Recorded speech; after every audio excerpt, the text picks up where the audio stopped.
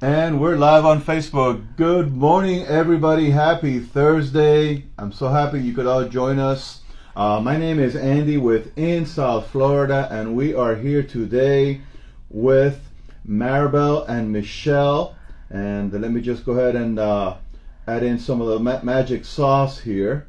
But we're coming to you today with a very, very important topic. And if you've been following our series, you know that Michelle and Maribel specialize in family law. They're one of the most experienced attorneys in the industry. And if you followed our last two broadcasts, that is evident. You've been able to see that these ladies really, really know their stuff and they dig deep. And, you know, as attorneys, we all have the perception that attorneys are a certain way, but you've seen them. These guys are a lot of fun. Good morning, ladies. Good morning, Andy. Good morning, guys. Nice and chilly out there, huh? Yes, I personally enjoy this weather. Yes, It's I don't. nice and cool. It's hard to get up in the morning. You're under the blankets. I love it. It's great. We want to welcome everybody that's tuning in. We already have 14, 15 people watching this broadcast. Thank you, folks. Thanks for tuning in. So it is cold out there and it's chilly, but we're going to heat things up a little bit, and we're going to talk about a couple of topics with family law. We're going to talk about adultery, and we're going to talk about contested. Sizzling hot. Yes, that's exactly right. So to throw out those blankets and grab a cup of coffee and join us. If you want to share this broadcast now, you're welcome to do so. If you want to make a comment on the chat, thumbs up if you're watching us live or on the replay. So, Michelle. Yes, sir. Maribel, what is the importance of adultery in divorce? Well, as we said before, if you watched, I think it was the second broadcast, we mentioned that the state of Florida is actually a no-fault state, which basically means that in order to file a divorce, you don't have to state a cause of action for some type of culpability like adultery.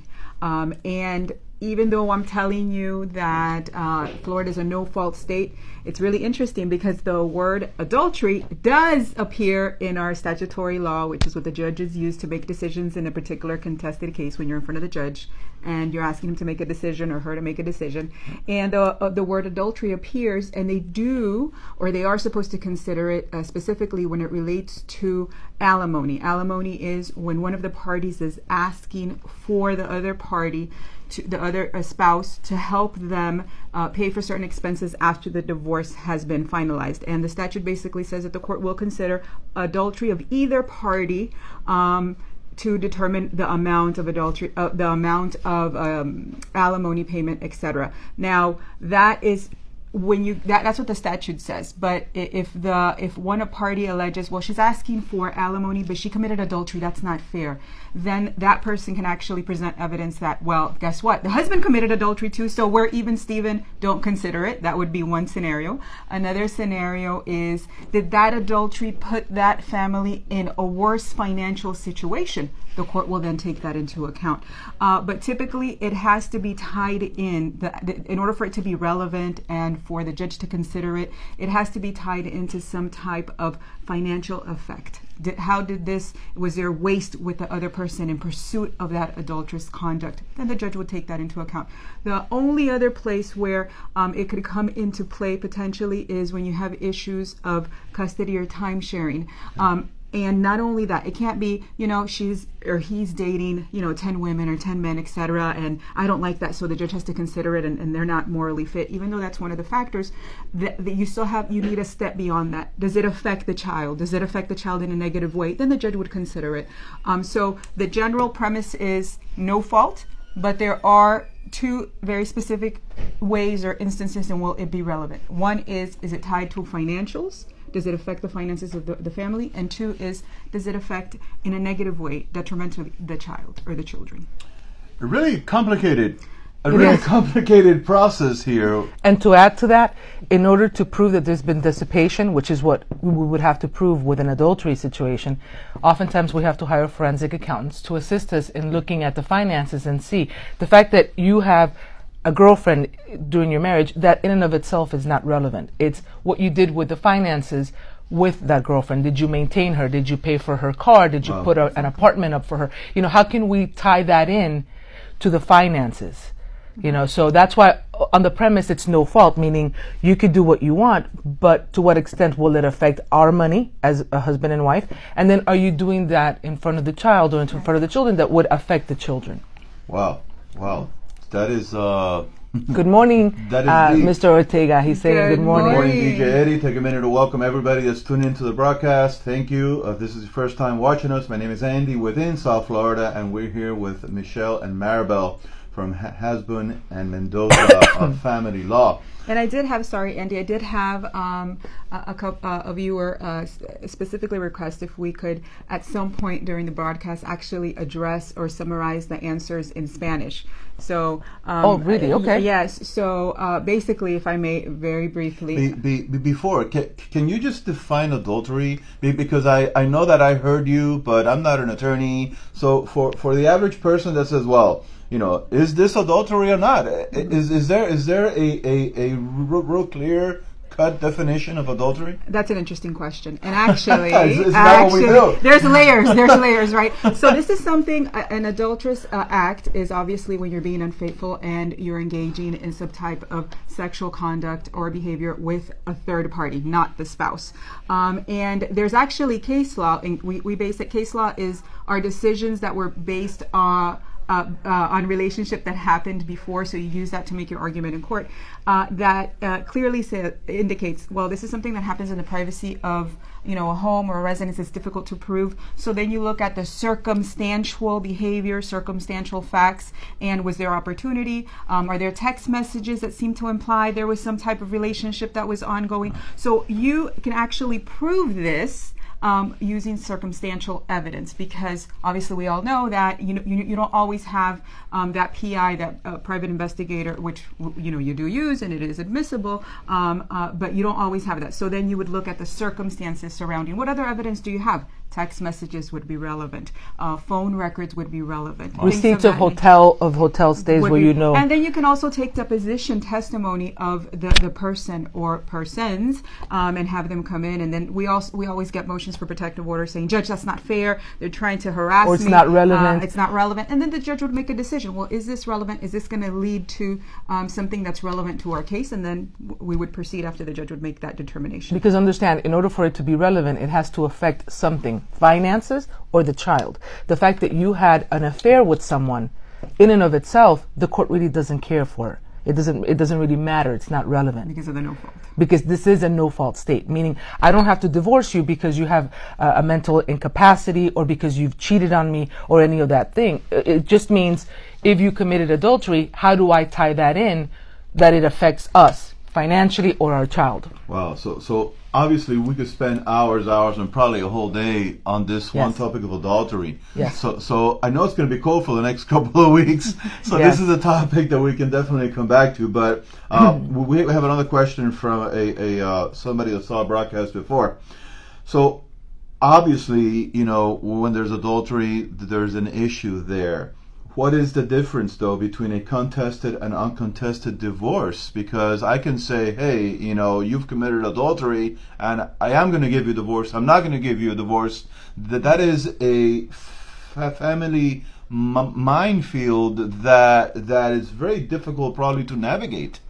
Well, the difference between a contested and uncontested divorce pretty much is, regardless of whether there's adultery or regardless of what the issues are, if you and I are able to work out an agreement before we actually file for divorce, it would be called uncontested.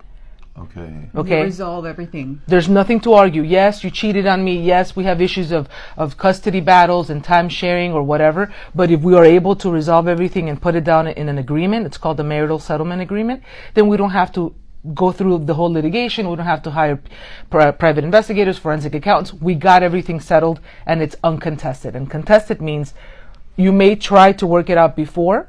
You may not. Oftentimes, we try to work things out beforehand. I think it suits our clients to try and see if we could resolve things for them the easier way. Okay, more so for your mental health, your emotional health, financially. And the family and the kids. That's exactly right. So if we could try to do that for you, that's wonderful. Oftentimes, It happens, oftentimes it doesn't. And if it doesn't, then you go ahead and you file a fully litigated divorce, and that's called contested, where we're arguing how do we divide assets and debts, who's going to have the child, what type of time sharing are they going to have, and all the allegations that come with it. Well, a lot of details. Again, I want to thank everybody that's tuning in. Good morning, guys. We have a lot of people on the broadcast. I guess this is an interesting topic on adultery and contested divorce. If you're watching us for the first time, my name is Andy within South Florida. We're here with Michelle and Maribel from Hasbun and Mendoza Family Law Firm. And they are specialists in the area of family law, very, very knowledgeable. And this is the third broadcast. Be sure to tune in and catch the others. And if you want to share this, and if you want to help somebody out there that may or may not be going through this, it's unfortunate, but definitely they can help out. So we talked about adultery. We talked about contested and uncontested. I'm sure that if it's contested, it involves a lot of time and money. So how important is mediation for these family law cases? Well, I'm going to answer that because although I like to litigate, I like going to court, I like to litigate, I don't have an issue with that. I tend to be the one between the two of us that tries to see if we could resolve things. We always, it's always like the yin and the yang.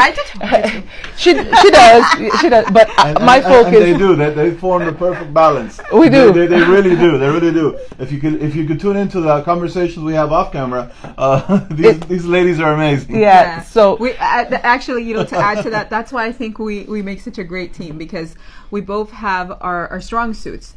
Whenever, and sometimes we get so involved in a case and so committed to an issue and to getting that result that our client wants that, we get a little bit of tunnel vision. Right. So it's good when we have each other to bounce ideas, perspectives, and so that's why our conversations, and that's a benefit to the client, Right. So you have sometimes two heads. Yeah? I may not believe that an issue can be resolved, and then, I'll have Michelle come in and say, well, Marty, why don't you think about it like this? And, so, it's a benefit. So attorneys are not robots? Attorneys, no.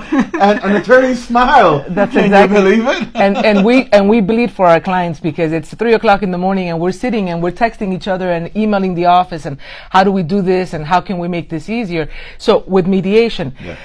Okay, so my perspective, not all the attorneys have that perspective. If we could try to settle things for the client, it's always going to be easier for them. Okay, I've always said if I could close this chapter of your life gracefully, you are able to move on. That's something better for you and your family. So for me, mediation is very important. Do I always try to settle my cases? Yes. Am I successful in always trying to settle? No.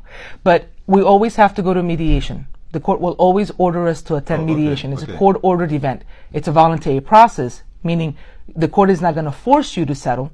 The court is going to force you to go. And what they're expecting you to go is in good faith, meaning I'm open to the idea of coming in here and trying to resolve this. And what I always tell not only my clients, but I'm a mediator and so is Mari when we're mediating cases, I always tell them, when you leave it up to the discretion of the judge does what the judge thinks is fair. That's not going to be what you think is fair. It's not going to be what your husband thinks is fair. It may not be what is fair for the child. So if you could just sit there and just focus on how to make this work for you guys, you're not going to walk out 100%. Nobody is walking into a mediation saying, I'm going to get it all. It's not going to happen. You're not going to walk out with 0, and I'm not going to walk out with 100. So if you and I could work out what's more important for you, can I live with not having what you want? Can you live with not having what I want? And if we can get that in place, then we've settled this case for you. And you guys can move on. You could have a happy rest of your lives. So mediation for me is very important. If we could try to make this happen, you're working an agreement that you can live with. And I think that's the part of a process in a litigated setting where the client is more empowered, because that's the time when you come to the table and we almost take a back seat, not entirely obviously, but and you're front and center, and that's the time when you get to make a decision. And like Michelle said, it's a time when you weigh it, you're balancing it, and your option is, I settle for this, perhaps I'm getting more here than I would get in front of the judge. There's no guarantees with the judge, and I'm giving a little bit here, but this is something, it's a compromise. Right. And so a lot of times people feel like, you know what, it wasn't something that was shoved down my throat. It's something I can live with. And more importantly to a lot of people is at that point, they don't want to continue to litigate. Maybe expenses are a factor, which are a big factor in litigation. And, you know, the headache, the fighting will stop, we'll put services in place. So a lot of the cases, you know, sometimes people aren't ready to settle and you can't prematurely go to mediation. But once the discovery is complete, once we have all the financial information, people have gone, you know, through the process a bit, most cases would settle in mediation, and we would avoid a lengthy, costly trial. Yeah, you know, the divorce is never easy, and as you say, it can be very expensive. Folks, if you're just tuning in, my name is Andy with South Florida. I want to welcome everybody that has tuned into the broadcast. We definitely have a large crowd out there watching. I guess this is an important topic. If you're just joining in, be sure to watch us on the replay. We've been talking about adultery, we've been talking about divorce, contested, uncontested, and really, really important information. It's not happy information, because divorces are never happy. You know, there's a lot of people in play, and a lot of feelings and a lot of lives that are touched. Right. Not only kids, but spouses and parents and family, friends. It's never easy. No, it's a dark time in anybody's life, and that's why I believe that one of the ways that you, like Michelle said, close that chapter gracefully. Your marriage obviously was not a success, but make your divorce a success. That's exactly right. And I love when she says that, because even though it sounds kind of like an oxymoron, like, you know, can you make a divorce? It does, success? right? It does. But the reality is that that you can, you know, and I think one of the best ways to start down that road is with knowledge. Empower yourself.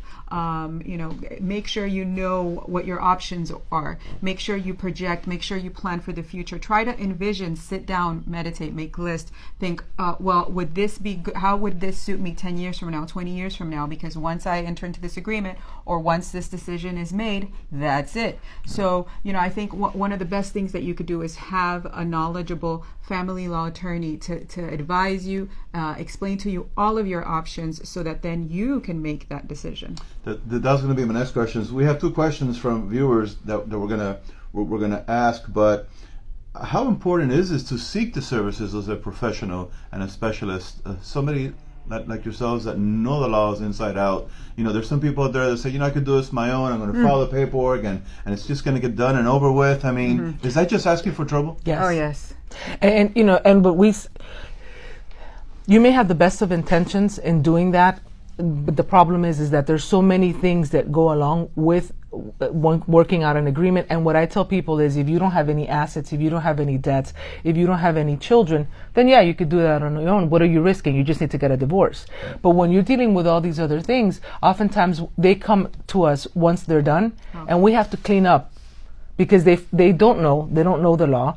And let's say there's a house. Well, is it going to be refinanced? Are they going to sell it? Is there going to be a quick claim deed? There's so many details that people normally don't know, that we don't recommend, even if it is just to go on a consultation, because you're limited with regards to your finances. Go talk to an attorney, figure out what it is that you can or cannot do, even if it's on a limited basis, so you have an idea. But going in it blindly, you're making a mistake. Right. You really are. It's a disservice to yourself, because, you know, there's a division of assets, and then especially if there's children, I do believe it's a disservice to your children. I mean, why are you going to make a decision that's going to affect the rest of your children's minority and potentially beyond, without having input regarding what your rights are, and what you can ask for, and what you should be asking for. See, the thing is that people don't understand. Once you enter into an agreement, to modify that agreement, like let's say you entered into an agreement with your wife.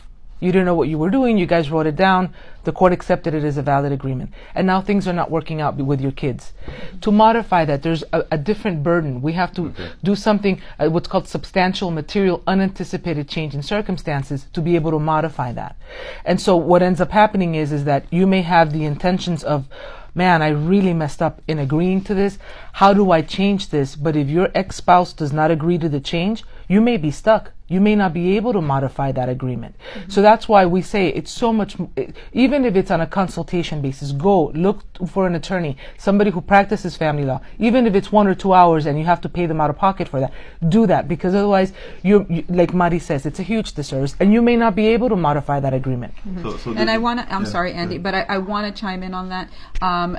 There are certain things that can be modified in an agreement. What Michelle said, substantial change, permanent, unforeseen change in circumstances, which you have to allege and we have to prove in order to move forward to change any term in that agreement that you already signed. But there are some things that are not and that it typically relates to all children issues, because obviously the court doesn't want an agreement. Good morning, Francisco. Good morning. It doesn't want an agreement that is not in the children's best interest to still be in play. But issues of division of assets, or what we call equitable distribution, are not modifiable. That's exactly That's right. it. So that's it. You're done. Unless obviously there's an agreement between the parties, that's not modifiable.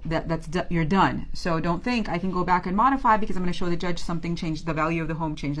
That's not modifiable. And then your only other recourse would be trying to vacate or set it aside, extinguish get rid of it. that agreement. But you can't do that nilly-willy. You have to show the judge there's been fraud, there was lack of financial information. At that point, if your purpose was to save some money on a litigated divorce, now you're spending more trying to fix undo what you may did. not be something that you can actually do, and you're spending a lot of money to do that. So actually, when somebody's fighting their own divorce, the perception is that you're going to save, but maybe in reality it's going to end up costing you a lot more. There's that saying, only a fool represents That's themselves. exactly Sorry. That's true. Folks, good morning. Andy here within South Florida. If it's your first time watching us, we do these live broadcasts with Michelle and Maribel here every single week on Thursdays at 8:30. It's the 8:30 Wednesday. I'm sorry. He's a day ahead. I'm already thinking about tomorrow. He wants the weekend to come. I'm already thinking about tomorrow. So we invite you to tune in and learn. And this is almost like a free consultation in a way. Yes. You know. Yes. If you have any questions, we have a comment here from Francisco. Sounds like my dining room. My daughter is in law school. Congratulations, Francisco. That's wonderful. If she's interested in family law, she can always call us. We'd be more than happy to mentor her or for her to go to court with us. Because we think that would motivate her. I always tell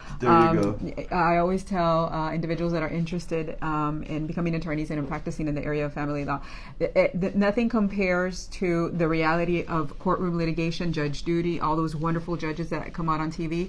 It's really interesting, but what really goes on in the courtroom, it's different. Exactly, it doesn't compare. So wait. On those shows on TV, that's not real? No, we don't. It's hard. This is real. Unrehearsed, unedited, live from their offices here every morning.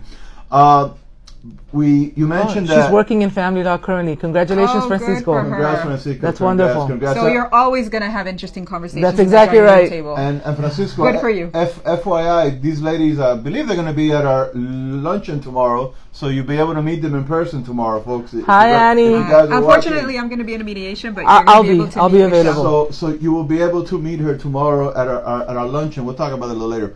So you mentioned about houses, and there's a question here from one of our viewers. By the way, folks, you're welcome to leave questions. You're welcome to ask questions in the chat. If we don't get them live, leave them on the replay, and Michelle and Maribel will definitely go ahead and answer them later on. We had a question. My husband's parents lent us their credit for us to buy our house during the marriage, and he is saying I'm not entitled to the house. What are my rights? Oh. I love that. That happens all the time. That's exactly right. We do always have individuals that come to see us and they indicate, listen, when we got married or now or whatever, we didn't have credit, so the house is titled under my spouse's mother's name or my spouse's aunt's name. And now they are saying, I'm not going to have a right to it. That happens all the time. So what we would do in that case is join that person to the divorce action.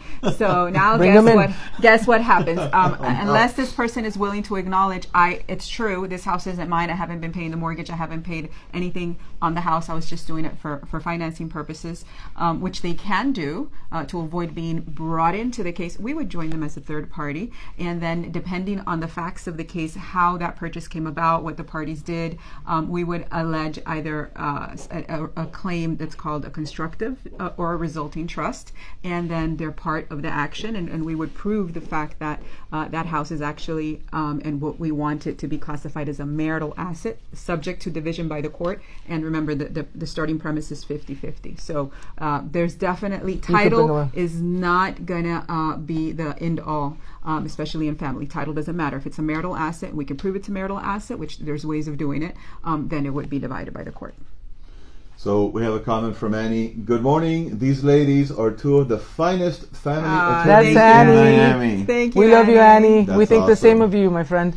So that's probably a very popular question. Yes. I mean, because of course people are young, they're starting out, and they look to their parents to help them get that first property, that first asset, such important asset, with that very good intent. Mm-hmm. That's exactly But right. then somewhere down the line, this issue comes up. Right, the marriage starts to fall apart, and people forget what they promised or what the original intention was. So in those type of cases, like in many cases in family law, a lot of things happen behind closed doors. So what do we rely on? We rely on the behavior of the parties. We rely on evidence, writings.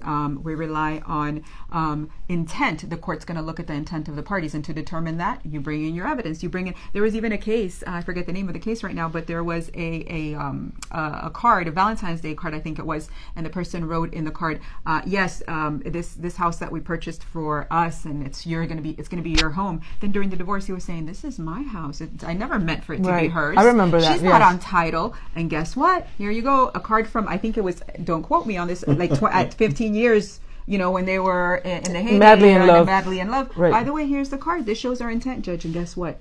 That card was taken as evidence. Right. That single question alone and that single issue alone is so worth the hiring of a specialist in Absolutely. this. Because probably a lot of people that try to go at it alone, they look to their parents for advice. Right. And parents can be very influential in the lives of their children, especially during a divorce process, and without really seeking the law and what the law says.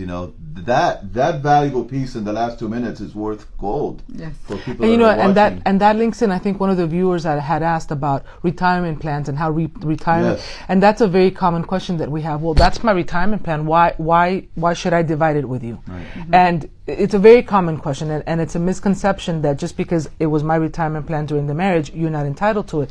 If it was acquired during the marriage, it's a marital asset. Wow. So that's one of the things that one of the viewers was asking about. Yeah, I always say from the time that you marry up until the time that you file that divorce petition, think of it like this. Every dollar that you earn, half of it is hers or half of it is his. That's exactly right. Unless you have a prenup, a postnuptial, that says something otherwise. Right. So typically it's date of marriage, date of filing. And I would like to cover the topic of prenups at a future. Yes. Yes. I'm sure. Yes. I'm sure. Yes. I'm sure there's a world of information on there. Yes, there Yes. We have one more question, but I want to quickly take a question from Francisco. You guys also do estate planning? We do. I do wills and that sort of thing. When you're looking for trusts, we don't do that. But Okay. Francisco, if you are interested, go ahead and call us, and we'll tell you what it is that we're able to do for you. And by the way, folks, we mentioned it earlier, but they are fully bilingual. So That's even exactly though right. we're doing this broadcast in Spanish, that there's a request for some Spanish content. Maybe next time we'll go Spanglish. That's fine. And That's we'll great. have some coffee, cortadito, la empanada, la croqueta. And we'll That's do, definitely motivation to go That's Spanish. and we'll do a Spanglish. Any Who day, wouldn't do it? any Who wouldn't day, do it any for- day. okay. And we'll do a Spanglish. So we have time for one more question here.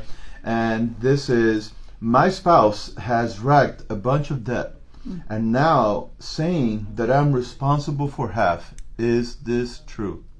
Wow. You want to take that? Yeah, no, okay. So the answer there is it depends. Okay, typically, like I said before, just like every dollar that you've earned from the time that you marry until the time that the petition is filed, typically that's an asset is divided half and half. So is any liability or debt. Now, You can prove, though, that if you can prove, that a person is divorce planning. In that case, the judge would take that evidence into account and would say, well, you know what, you're divorce planning, you're incurring all this expense that wasn't there traditionally, or you incurred it for non-marital purposes. It could be an issue with, I took my girlfriend to Europe, or, I obviously non-marital purpose, I put it on this card. The judge is going to say, at the very least, that's yours to pay. So it depends. Typically, like I said, anything that is incurred, liability that's incurred from the date of marriage to the date of filing, that is a marital debt, and typically the starting point is it's divided or allocated 50-50. However, like I said, and there is actually the statute, it says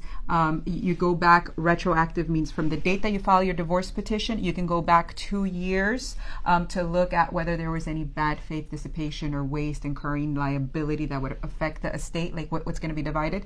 But that's actually, when you look at the cases, which we talked about before, case law, cases have been decided before, that's not a bright line rule. The statute does mention 2 years, but you can actually go beyond that. You would just have to prove, listen, the bad intention was there, not for marital purposes, and have the court consider it. One of the things that we love about family law and why it's so interesting is because even though the statute will say certain things, you also analyze it with case law. Cases of people that went through divorces before you, where the judge made certain decisions, interpreted the statute a certain way as guidance, and then there's always the discretion of the court. Right. Is this equitable? It's a court of equity, so they're going to do what is correct, based on obviously the law. So the answer is it depends. Typically, yes, it's 50-50. And usually how we get that question asked of us is there's usually one of the parties that is frugal, for a lack of a better term, is always saving, is always very focused on finances, and then there's another one who likes to spend. And then, is it fair? Is Let it me fair? just say hi to my husband there. Is that Felipe? Is he watching? No. Or are That you the reminded spender? me of us. I don't know why. So when something like that happens, They're awesome, folks. if you know Felipe and you know Mari, Yeah, he has to turn it off right now. Turn it off. Turn it off, mi amor. We are blowing away. We're blowing away the conception of attorneys. Attorneys are real people, as you can see. I thought he was actually there. I was like, Felipe.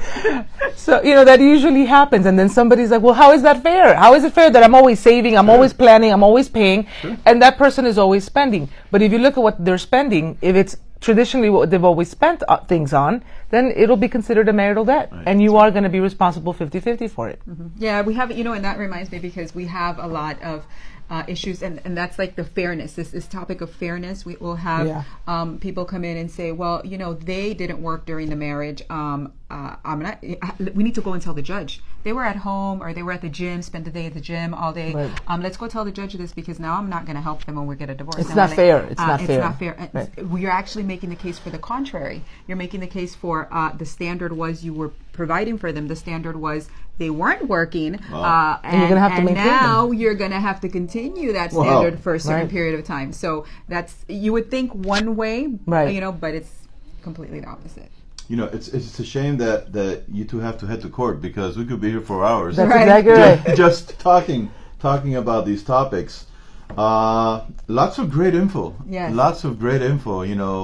Folks, if you just tuned in, my name is Andy within South Florida. We are here with Michelle and Maribel from Hasbun and Mendoza Family Law.